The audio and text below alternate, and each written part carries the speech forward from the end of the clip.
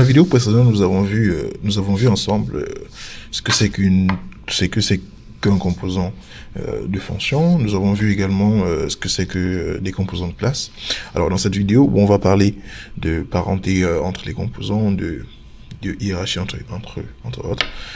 Dans cette vidéo, nous allons voir ensemble que la hiérarchie, ou du moins la notion de parenté, ne s'arrête pas juste au niveau des autres composants avec l'APP. Donc on peut avoir également des sous-parents, entre guillemets. Dans les autres vidéos, dans les vidéos précédentes, nous avons créé nos composants, composants de classe cc.js et composants de classe cf, voilà, .js, et en tant que composant enfant de la composante parent globale app.js, afin que le contenu de nos composants puisse être interprété et affiché au niveau du navigateur, ce qu'on a fait, on les a importés, du moins on les a appelés au niveau de la classe parent. Donc dans cette nouvelle vidéo, nous allons créer une troisième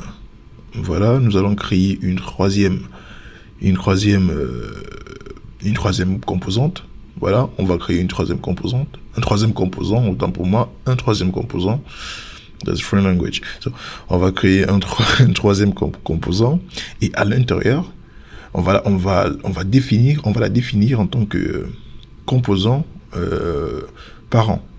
Donc, ce troisième composant sera un composant parent, et les composants composants de classe et composants de fonction seront les enfants de cette composante parent. Bref, trêve de bavardage. Alors, ce qu'on va faire, nous allons venir à ce niveau. Hop, on va créer, let's create a new project file. Donc, on va appeler ça parent. Ok, on va appeler ça parent.js. Hop. Donc à ce niveau, bon bref, on va aller aussi, on va prénom ça comme une variable, pas comme une variable, comme une composante de fonction. Donc on va faire un petit coup d'import React, up from React, perfect. Donc au niveau de notre éditeur, ce qu'on va faire. Là, on va dire React, ok. Hop, ok. Donc, on va faire un coup d'import React from React, c'est parfait. Maintenant, on va créer notre fonction, function, fonction de parent. Voilà, let's call our function parent. On va appeler notre fonction parent, et à l'intérieur, on va faire un coup de return. Voilà, return h1.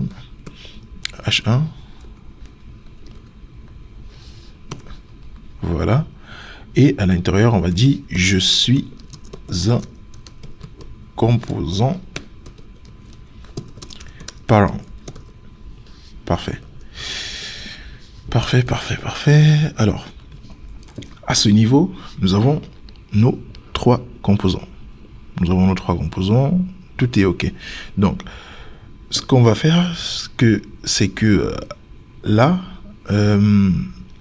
on va définir, si l'on considère que le composant parent.js est le parent de la composante classe, enfin du composant de classe et du composant de fonction, cela sous-entend que on doit venir à ce niveau, donc dans le fichier parent.js, et on va faire un coup d'import, on va importer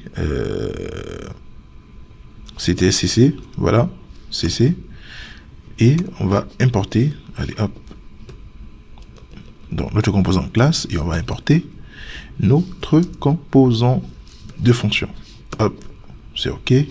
Et après avoir importé, alors, je crois que c'est ici, OK. Après avoir importé, si on revient à ce niveau, voilà, vu qu'on va devoir les appeler, donc là on a importé, mais on n'a pas utilisé. Pour pouvoir les utiliser, on doit devoir, pour ne pas avoir de problème avec ESLint, donc des problèmes de syntaxe, pour éviter cette erreur, on va déclarer, let's declare notre variable, notre balise conteneur div, et hop, à ce niveau, on va couper ça et on va arriver ici et hop, on va mettre ça, parfait.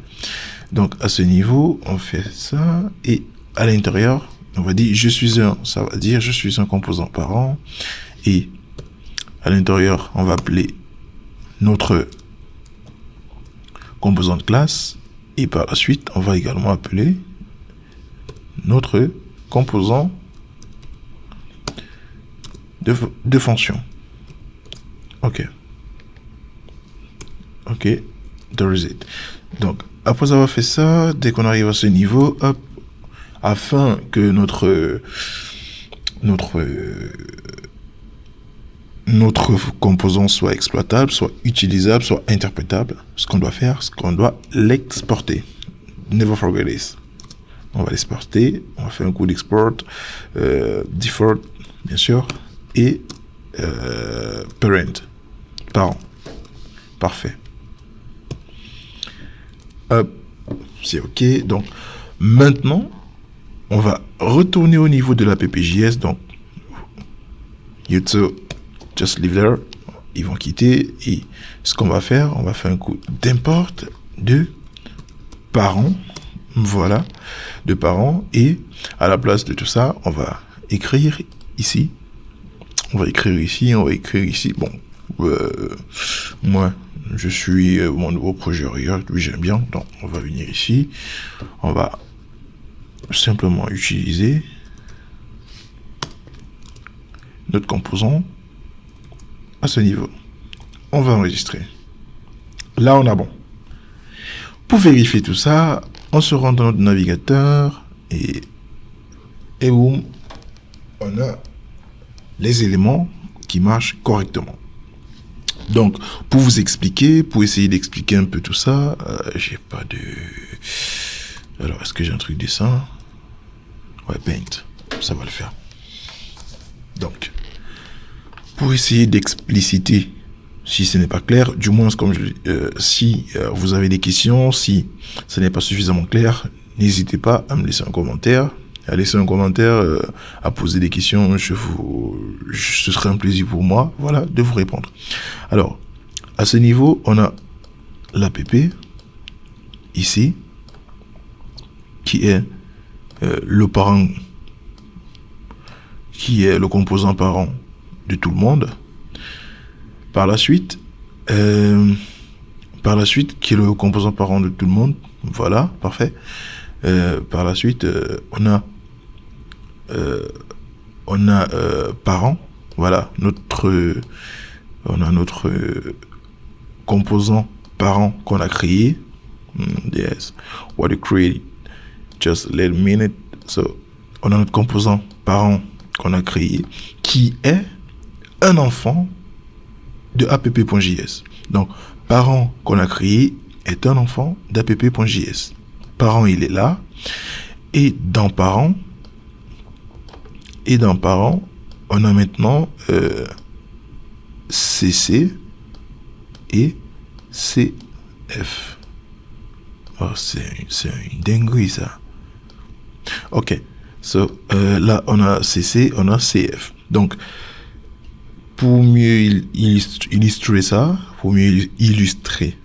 illustrer ça, donc, là, on a notre composant, notre fichier cc.js et cc.f, qui sont des enfants, donc qui sont des composants, qui sont des enfants de parents.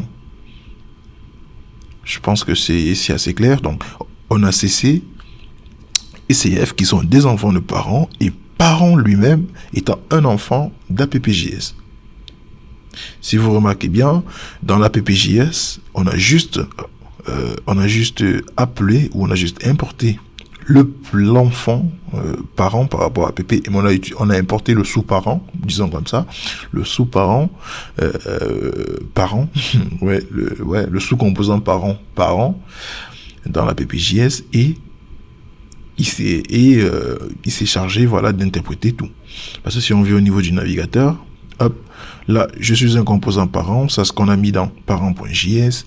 Je suis un composant de classe, ça c'est ce qu'on a mis dans cc.js. Et je suis un composant de fonction, ça c'est ce qu'on a mis dans cf.js. Alors, nous avons ensemble vu les composants, la hiérarchie, les structures des composants, les notions de parenté, comment est-ce qu'on appelle, comment est-ce qu'on importe ou on appelle, voilà.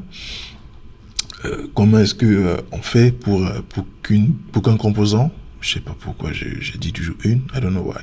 So, pourquoi est-ce qu'un composant comment faire pour qu'un composant soit exploitable? Donc, on fait un petit coup d'export default. Et si vous avez des questions, si vous avez des problèmes, n'hésitez pas à laisser un commentaire, à poser votre problème, que ce soit au niveau du code, de la structure, de la configuration. N'hésitez pas à poser des problèmes, à poser des questions. Et je vous donne rendez-vous dans la suite de cette formation. Sur ce, portez-vous très bien et à bientôt. Goodbye.